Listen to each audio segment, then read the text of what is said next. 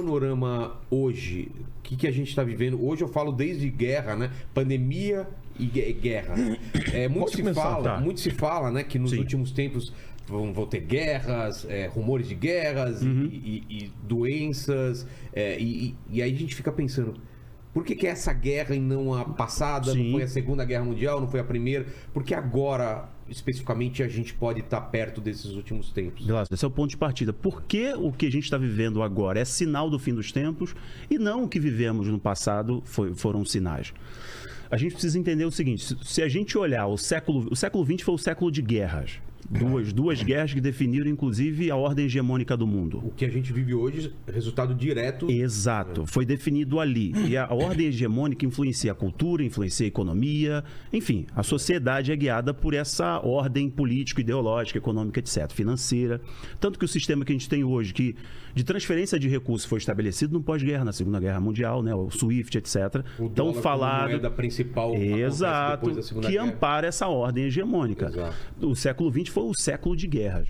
Nós nunca tivemos na história da Primeira Guerra até agora a quantidade de guerras e guerras significativas que mexeu com a geopolítica local, regional e mundial como tivemos nos últimos tempos. Muito longe das guerras, a gente não fica tão afetado, né? A gente não vê o impacto do outro lado. Exatamente. A gente não vê o impacto direto. Quando a gente fala assim, guerra, a pessoa pensa, a guerra sempre teve, Primeira e Segunda Grande Guerra, tiveram guerras na história, etc. Na própria Antiguidade Bíblica. Sim, muitas guerras. A Europa, tiveram muitas guerras.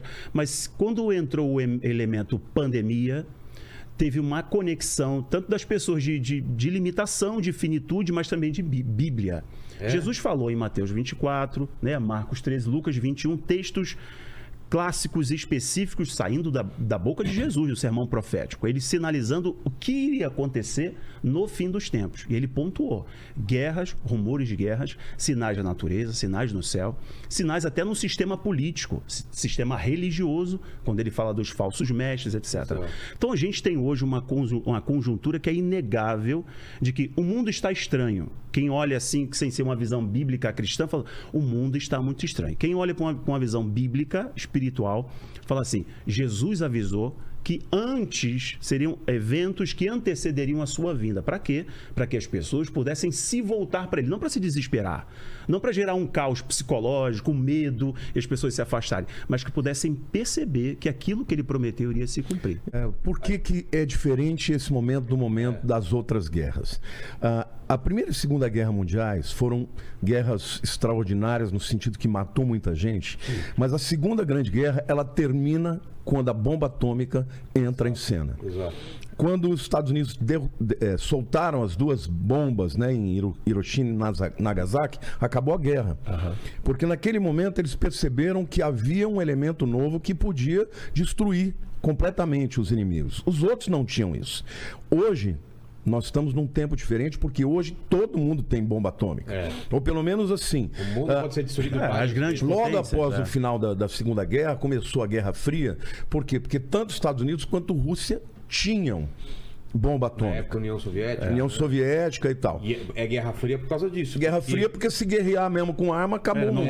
Eram movimentos daqui, movimentos ali. Eles colocam mais ogivas, a gente compra mais.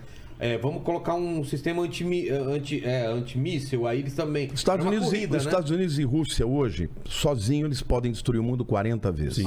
Sim. Então, além disso, veio a Guerra Fria, depois com o término da União Soviética, né, o desfacelamento. Parece que o mundo permaneceu aí com a hegemonia dos Estados Unidos, só que entrou um novo elemento, entrou a China. Exato. E hoje, o que nós estamos vendo hoje... A China, nessas guerras, ela não... A China não era ninguém. Não era ninguém. Ela cresceu nesses últimos tempos. A China cresceu e chegou ao ponto que chegou por causa dos americanos. Sim, exato. Eles foram os americanos que investiram dinheiro, tecnologia, investiram. Os parques industriais levaram para a China. Só que a China, até um certo ponto, ela era só mão de obra. Barato. Chegou um momento, ela falou o seguinte, se vocês forem continuar aqui, vocês vão ter que compartilhar a tecnologia. Entendi. E a partir desse momento, eles se tornaram uma grande potência que cresce aí 2 bilhões. E desafia a ordem. Então, hoje, você tem um barril de pólvora que pode realmente chegar a uma guerra mundial atômica Entendeu? Porque a hora que um soltou uma bomba, o outro solta também. Uma proporção que a gente nunca Não viu. tem. Tem um tipo de míssil americano que quando ele é solto, ele pode destruir 14 cidades ao mesmo tempo. Um míssil. Ele se divide? Ele se divide. Quando a ogiva se abre, ela vai para 14 cidades diferentes. Então, hoje a União Soviética ela tem um míssil balístico transcontinental que voa na estratosfera. Então ele não pode... Satan 2. Satan 2. Ele não pode ser... Sim.